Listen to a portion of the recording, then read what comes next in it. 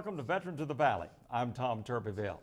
Alfred Whitey Birdwell was a Sherman tank driver in World War II's European theater after D-Day, but during the final push in the Battle of the Bulge and until victory in Europe. He was overseas just more than a year, but probably covered more miles per day served than just about anyone. He proudly recalls when he drove the first American tank over the Rhine River for the 3rd Armored Spearheads, a Purple Heart recipient. He drove a tank every day, except for those 10 days that he was laid up because of shrapnel wounds. Now 91 years old. His is another fascinating story of World War II service that we are honored to tell. So welcome Whitey Birdwell to Veterans of the Valley. Whitey, it is a pleasure to have you. I got to meet you back on May the 1st when we were honored to take the Lone Star Honor Flight trip to Washington, and that was a great trip that we've been able to review here on Veterans of the Valley. But we're here today to talk about your life and your service. You're a Texan. You grew up in Henderson. Absolutely. Absolutely. Sort of take us through, from Henderson, and you worked for a while but couldn't find steady work. So you said the day after you got laid off from a job, you got drafted. Is that right? All I had was just neighborhood work up until that time. And when the defense work started, we went down to Beaumont and went to work for Loomis Company, where we were making butadiene for the tires. Right. And we built that plant there, and we finished it up and the day that I finished my job, on the afternoon, then I got my draft card the next morning. So I went into Houston and they swore me in, and so I waited 6 weeks and I went down to Fort Sam, Houston, and they put me in uniform. Well, you were married and had 2 kids at the time, and you were only making about $1.10 an hour at your job. So, right. So this was probably better for you to be in the Army. You went into the Army in March of '43, overseas to Europe, January the 1st, 1944, and a fascinating part of your family history is that you had 5 brothers and they all served in World War II. Right. All 6 of you, right? Right. Served in World War II. And 2 are, you and 1 other are still alive today, is that right? I got 3 of us. 3 of you are still. My brother that served in North Africa, and the one that was in the Navy, the baby brother. Right. Still living. As we said in the opening, you were a tank driver. That's what you were trained to do.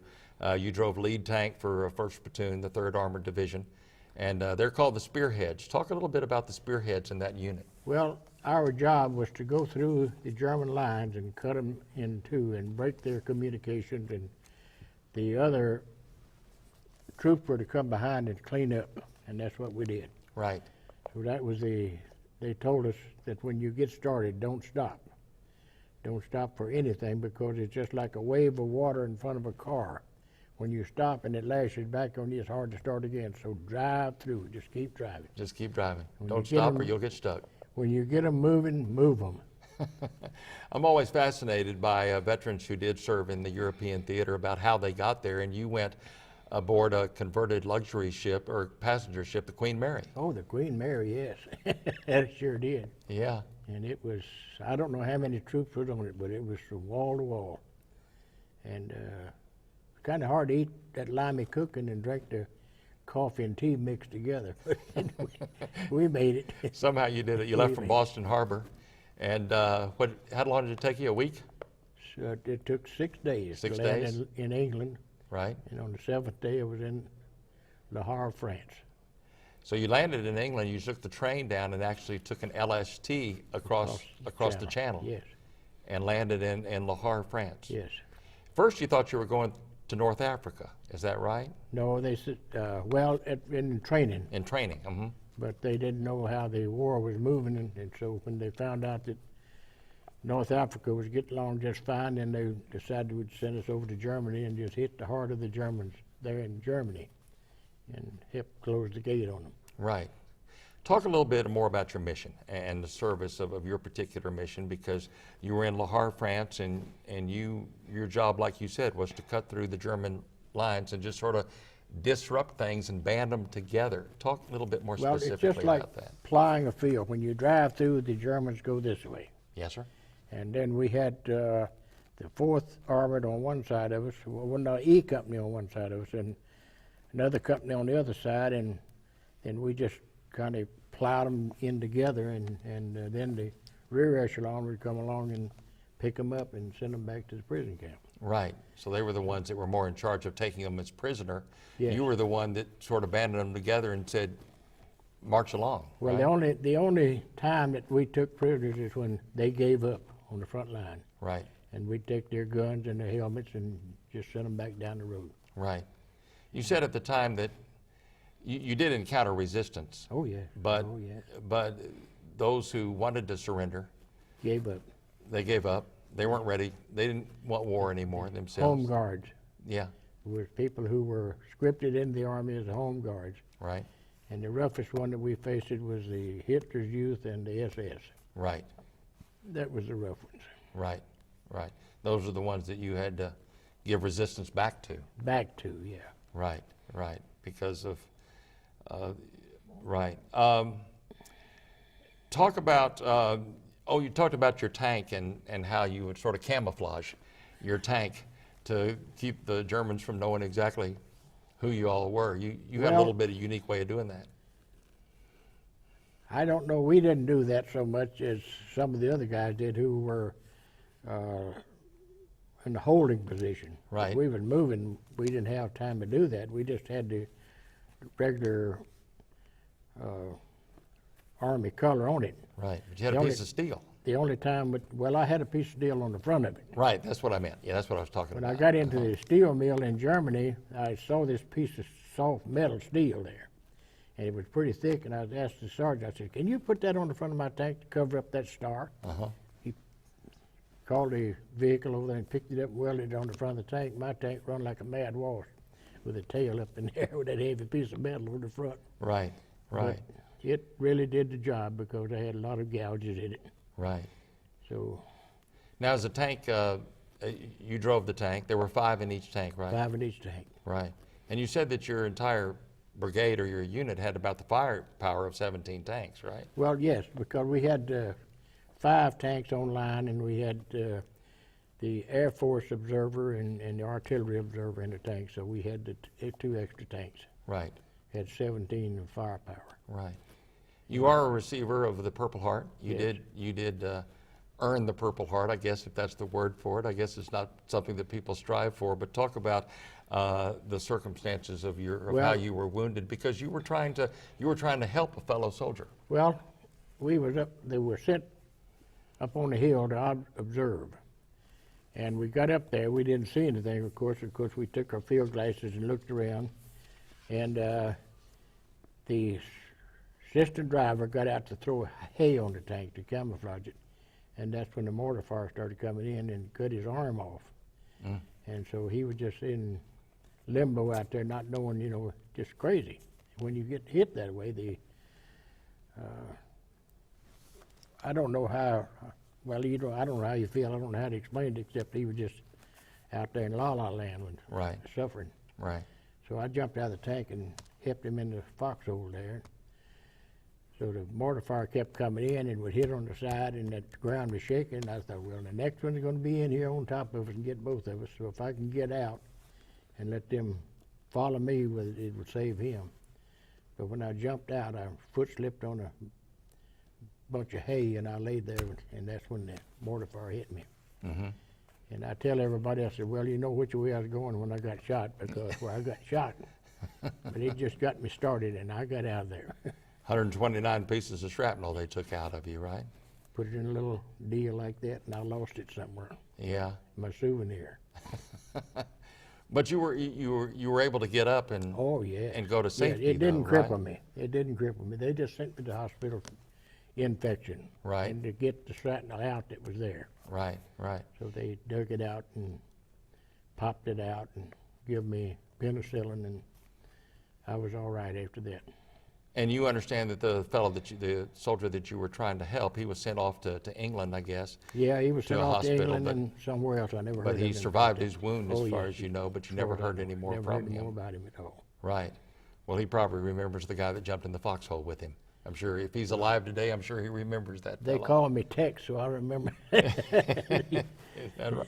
After the hospital, now you were sent back to work. You were in the hospital for 9 to 10 days. And talk about after you were in the hospital, You wanted to go back to the front lines, is I that did right? go back to the front line. That's Yeah. the safest place there was the front line. Exactly. So I went back, and they was in Cologne, and that's where I was wounded, on the Cologne Plains, and they were in Cologne waiting for the bridge to be built across the river to jump off again. Mm-hmm. So I went back and got my old tank and drove the first one across the Rhine River. Talk about that. That's quite significant, I think. It was the first tank to drive. It was over a pontoon bridge. Well, Right, those over the Rhine pontoons- River. Those pontoons were huge, and my brother-in-law was there. I happened to get a glimpse of him, but I didn't get to talk to him because he was too busy. They just come and put up the bridge and took off. They were huge pontoons, and they tied them off on each side of that river because it was real swift. Mm-hmm. And then they tied them together with steel with pins in them. Right. Then they laid the track across them where it would work. And when I looked at that thing, I said, well, I don't know.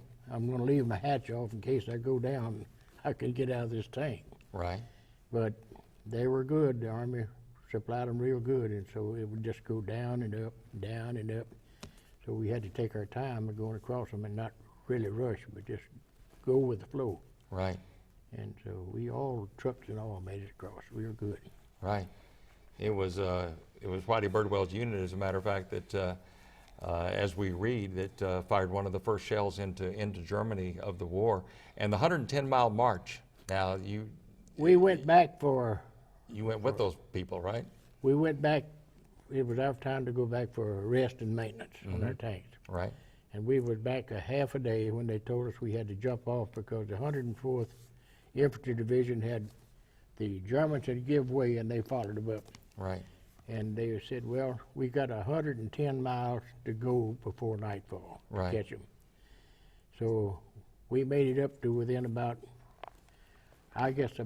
15 miles of the town. And when the Germans shot the third tank driver's head off with a bazooka. And so that kind of disrupted the march. But they just got together and decided, well, we got to have somebody in town to let the Germans know that we've arrived. And the diesel tank didn't have any exhaust flash from it, where the regular tanks did. They burnt 90 octane gas, and it was a huge flame coming out of the exhaust pipe. So then I did the night duty anyway because they couldn't pick me up other than sound. Mm-hmm. So I followed the tank sergeant into town with a luminous button on his belt. Right. And I just had to stay so close to him. And we got into that town, and I don't know how much further I could have went, but I don't think very far because 110 miles on a tank of diesel is a long way. Right. And you're pretty much out of ammunition, Pretty right? well out of ammunition and all that stuff. We couldn't have fought a very good battle with what we had left. Right. But anyway, the Germans heard us come in, and they started moving out. Mm-hmm. So that was. They didn't know you were out of ammunition. They No, just they knew you were there. didn't. And I wasn't going to tell You them. weren't going to tell them. So your job sort of switched. Your job was to support the infantry, but Well, that was they our were taking main care- job all yeah, the way through, was yeah. to support the infantry. that's right. And And they but in protected us. this strategy, they were taking care of you. That's too. right, they Yeah. did. Yeah. Did a good job, too. The 104th said, bragged that they never lost a tank, and they didn't. Right. And they were right there with us. And you're glad because you're one of the tanks they didn't One of lose. the tanks that- Talk about how I've always been fascinated to ask people, you know, as a 22, 23-year-old kid from Henderson, Texas, just how did you feel having made the transition from being just a young Texas kid into warfare? I mean, you had to rely and trust on your training an awful lot, Well- right? Were you scared? To start with, I was scared to death. Yes, sir. But you automatically do what they train you to do, Mm-hmm. regardless. Something has to kick in. So the training did. But I wasn't so fearful after I kind of got used to what was going on, Right. because I was busy taking care of ourselves, you know, in the battle and what have you, and listening to the orders that, of course, your captain always tried to take care of you anyway. But he was back observing what was going on. So when you don't realize when you're in basic training how much the safety of it kicks in until you're there. Right. But it just automatically kicks in and you do the things that you need to do to preserve yourself. You were in Europe for the better part, almost the entire part of the year of 1944, which is, Yeah. you know, arguably the most significant year of the war as far as the European theater is concerned. Yes. You were during this. You were in this move through Germany when D-Day occurred in June of 1944. You were there. Were you all getting any news or anything like that there was an invasion in Normandy, that the decision had been made to make the final push and to defeat Hitler by making this final push? Were you all aware of sort of what was happening in the war rooms? Well, we knew when Hitler killed himself. Right. And we were more or less brought up through, not by news, but by word of mouth from here to there, and the little paper that they gave us. Right. And so we kind of kept up on that all the way through. Right. And we knew where the different units were because it was reported in the Stars and Stripes Exactly. to let us know that we did have company over there. Right. Yeah. And so that gave us assurance and helped us out a whole lot. Winter of 1944-45, that was, and the Battle of the Bulge. Out of the Bulge. And you know, whenever I talk to anybody who served in the Battle of the Bulge, they talk about the weather. They talk about the cold. How do you describe it? Well, if he was at the North Pole, you would know it was terrific, I'll tell you that. We had our tanks hid in the snow. Is that right? And, well, I don't know other than to say that we just had 6 foot of snow, and you couldn't touch the tank with a bare hand. Your hand would stick to it. Right. And I don't know how we made out, but we did. We lived through it without. We didn't have any casualties there. We knocked out one German tank that come through, lumbering through, and the first guy that was a tank sergeant, called him Porky. He said, "No, we're not going to do this. We're going to wait till he gets further down the line, and we'll have more support." Right. But when he come down there, we put a white phosphorus on him, and they come out like black wasp off a nest. So we didn't have any trouble with them. Just knocked the tank out, it burned. Right. Got 3 images I want to show you. Whitey Birdwell, this is your patch, which you have actually on the hat that you're wearing today too. This is a close-up of it, of the 3rd Armored Division Spearhead. That's the insignia. This is something that I came across that I found. It's a sketch actually, and that is Major General Rose in the top of that tank. And he was actually, this is a depiction of the time that through a misunderstanding that he was actually killed at this time. And this was a depiction actually of the moments just prior to his murder. And you speak of Major General Rose, and that's sort of a look of what the kind of tank that you had and that you were driving. And you say not many generals rode in tanks, right? That's right. They didn't. Well, there wasn't any many generals on the line. Exactly. Because they were back in the directing the army and keeping up with casualties and all this stuff. And they gave the orders, the marching orders and this kind of thing, but they had a tremendous job to do to take care of everything other than just being on line. Right. There's another sketch in the back end of a Sherman tank. Yeah. Of the type of tank that Whitey Birdwell piloted.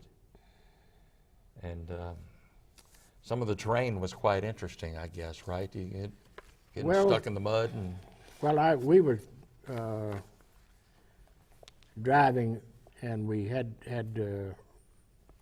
some anti-aircraft guns up on the hill, and we wanted to dodge those, so we got down low going up by a valley, and of course I got in the quicksand and I went down. Right. So I had to stay there that night and suffer that anti-air attack fire for 2 or 3 hours, and some of the infantry got hurt. Right. We were sunk down deep enough that the water was coming in our tank. Tell me the story that you were telling me before we started today, a story that you forgot to tell me the other day. Oh, you were talking about. After we carried our infantry up the Earth River where we met the Russians, right. We went back to a little town called Sugartown. It was Sukerstadt. That's what they call their villages, were Stotts. And so we carried them up there, and we was back, of course, in the holding position, and we thought everything was over with and clear back there. But one morning, I think about 3 days after we carried our infantry up, the Germans come in on us. Right. And I was in the tank at the time, but the captain's driver come running up and said, "The Germans is in town." So I said, "Well, go wake the guys up, knock on the door and holler help or something and just get them out here." And I said, "I'll take my rifle and play infantry." Mm-hmm. The graveyard was right across the street, and so I said, "You can drive my tank and I'll be out there try to keep them off of you." So I got out there and fired one shot and my rifle lodged. So I'm sitting out there in the graveyard, they're kicking up dirt around me. But anyway, it turned out real good. Yeah, because you're here talking to me. I'm here talking to you. They came by, and I didn't know where the Germans were located. I knew that they were around that graveyard. Right. So when of course, they didn't come through the graveyard with my tank, and I didn't go across the fence. But anyway, they got down a ways, and they decided, well, we better come back. And so they come back firing a machine gun over me, and I got over the fence and Yep. followed the tank out. So everything turned out real good. It lasted about 3 or 4 hours, and we got them all cleaned out. When the war in Europe ended, you came back into holding patterns, came back to a rest camp, and sort of talk about what you did. A lot of the soldiers and the military people were told immediately, well, we're going to put you on boats and we're going to go over to Japan because we're going to fight a ground war there. But that was not part of your mission. Talk Well, about what your mission was. Our mission was just to set up military government, to clean the towns up, pick up the arms and ammunition that was left over, and kind of establish a pattern of government for them. And so we came back from up there to an SS rest camp by, I don't know where it was really. Right. But anyway, it was a nice log encampment there, and we stayed there 3 days and nights and got everything ready. And we drove back to Moorfield by Frankfurt on the Rhine and stayed there several weeks till we got the town cleaned up. And then the military government took over, and when they'd take over, we'd move out to another town and clean it up and Right. let the military come in. And we wound up, the last place we was at was down in Swabish Hall down in southern Germany. Right. And that's where we broke up, and they put us on the cattle cars and carried us to up to the North Sea and put us on the boats and brought us home after they'd made up a load. January 12th, 1945, so you were overseas just over a year. And you said you went, probably in a year's time, you probably traveled about as far As anybody. as anybody possibly could in 1 year's All time. the way, well, I didn't go through, of course, I was lucky, I didn't go through North Africa, or I didn't come through Italy, Right. but I went all the way through France, Belgium, and Germany. Exactly. And you came home, you had almost, they tried to leave you, right? When you were coming home, they told you they were Well, going we got back into, you outsmarted them, yeah? we went down to Pittsburgh. We tried to see everything we could see while we was on that trip, because we didn't figure that we would ever have an opportunity to go back. So we went down to Pittsburgh and got back into camp that they'd already shipped out. So we just grabbed our bags and got on the train that was coming to Texas. Yep. It's the only time I could talk back to a colonel. But you ended up getting back before the rest of them, right? Did. I sure did. Got my discharge before the rest of the Texas boys did. Yeah, they made room in the aisles for you to get home. You came home, you tried to get work, and I looked this up because you made reference to it, that you joined the 5220 Club. Yeah. And I found out what that was, and it says at the time veterans were eligible to collect unemployment benefits for a period of 1 year. The amount paid was $20 a week for 52 weeks, hence the 5220 Club. At that time, $20 a week was a fairish amount of money, and that would roughly equate to about $400 a week in today's dollars. That would be about pay for that. But it was rough finding work. There wasn't any. Coming back, there wasn't any. Wasn't any work. So you were a 5220 guy. Right. But eventually you did work, and talk sort of about what your career. I know you were in trucking, refinery business. Well, I started out driving a truck, and that was a low-paying job, but it was better than a farmhand. Right. And so I just went from there to construction work. Mm-hmm. And when they time began to change, and of course the refineries were trying to build themselves up, you know, into repair. Ford Bacon Davis had a job going in the carbide, and so I took off down to Texas City and went to work for Ford Bacon Davis. Right. And I stayed down there for a number of years and worked construction work. And I worked there and Freeport, Galveston, Houston, then went to Chicago and worked there, and I worked Port Arthur, and wherever the work was, that's Now, where whose house did you live in Chicago? Paul Harvey's house. Paul Harvey's house. He actually owned the house that you leased, He right? owned the house that I leased. So he was your landlord, was Paul Well, Harvey. He was in California at the time. And that's the rest of the story there. Yeah. So he was in California at the time, that's right. You even talked about one time you actually lost a job indirectly because of Watergate. Well, I was in Phoenix working for Martin Construction, Uh-huh. and the Martin. He was part of In- the Richard in- Nixon Well, the one from story. California was, I Right. think he was a representative or some Right. kind of senator, and he was mixed up in the Watergate, but he had previously bought in with the Martins of Phoenix. Right. And so when this Watergate broke, well, we went out to job that morning. They said, "Clean up, boys, we're through. We got to be out of here in 8 hours." That's a tough way to lose a job. We're just about out of time, Whitey, and I want to thank you. Your first wife, Edith, died of cancer, and you all had lost a child, but you had 6 children, and you married Patsy in 1965, and she had 5 children, and together 11. And thank you for being with us. We appreciate it, and thank you for your service. I lived in a wonderful world of women.